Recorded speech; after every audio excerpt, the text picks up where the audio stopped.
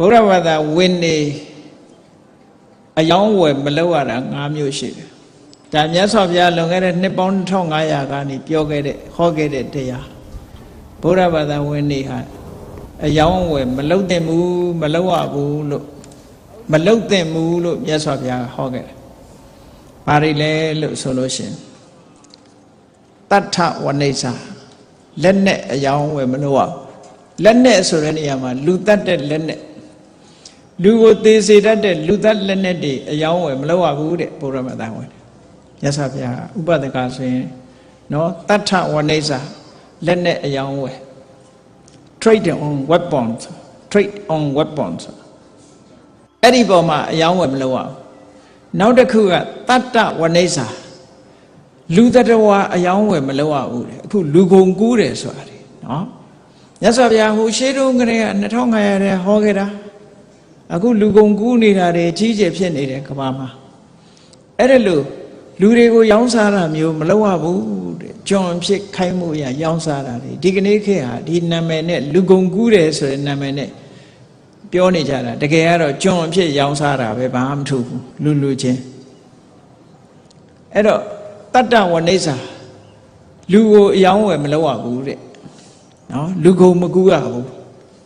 စာထဲမှာတကယ်ပါတာနော်ဒါဘုရားဘာသာဝင်ဖြစ်လာလို့ရှင်တတ္တဝနိစ္စလူတရားဝါတွေကိုကုန်ကူးတာမလုပ်ရဘူးတဲ့နောက်တစ်ခုကမန္တဝနိစ္စအသားတတ်ပြီးတော့ရောင်းတဲ့ဟာမျိုးမလုပ်ရဘူးဆိုလိုတာကအသားတတ်လိုင်စင်မဆွဲနဲ့အဲ့ဒါနဲ့အယောင်းဝယ်မလုပ်နဲ့လို့ပြောတာနော်အဲ့ဒါမျိုးနဲ့အစည်းအဝါးမရှာသင့်ဘူးနောက်တစ်ခုကဘာလို့ဆိုမစ္ဆဝနိစ္စဒီမူရစေဝါအယောင်းဝယ်မလုပ်ရဘူးကြမြတ်စွာဘုရားပြညတ်ခဲ့တာတွေလောကမှာတကယ်ဟုတ်တာနော်မူရစေဝါမောင်ကိုကူးတာဆိုတချို့နိုင်ငံတွေကသေဒဏ်ပေးတာလေ capital punishment သေဒဏ်ပေးတာဒီနာနိုင်ငံတွေမှာဆိုမလေးရှားတို့စင်ကာပူတို့ဆိုရင်မူရစေဝါမောင်ကိုကူးတဲ့လူဟာသေဒဏ်ပေးတာပဲသူတို့နိုင်ငံဗီဇာယူလို့ရှိရင်စာကြီးကိုရေးထည့်ထားတာမူရစေဝါမလုံးနဲ့သေဒဏ်ပေးလိုက်မယ်ဆိုတာဒါလည်းလှုပ်တာပဲလှုပ်တဲ့လူကတော့အဲ့တော့မြတ်စွာဘုရားကဘုရားရဲ့ဥပဒကတွေဟာမစ္ဆဝနိစ္စ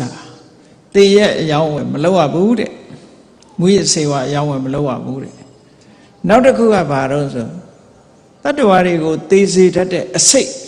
အယောင်းဝယ်မလုပ်ရဘူးဝိတဝနိစ္စတဲ့အစိတ်အယောင်းဝယ်မလုပ်ရဘူးဟောအဲ့ဒါဗုဒ္ဓဘာသာဝင်တွေမလုပ်တဲ့နဲ့မလုပ်ရမဲ့ကုံသွယ်မှု၅မျိုးတဲ့နော်လက်နဲ့ကုံသွယ်မှုလူတရားဝါလူကုန်ကူးမှုလူကုန်ကူးမှုတသက်လိုင်စင်နဲ့စီးပွားရှာမှုနော်မူရစေဝါကုန်ကူးမှုအစိတ်တတ္တဝါတွေကိုသိစေနိုင်တဲ့အစိတ်တွေကုန်ကူးမှုအဲ့ဒါတွေဟာရှောင်ရမယ်လို့ဒီလိုမြတ်စွာဘုရားဟောထားတာတွေသုတ်တန်တွေထဲမှာရှိပါတယ်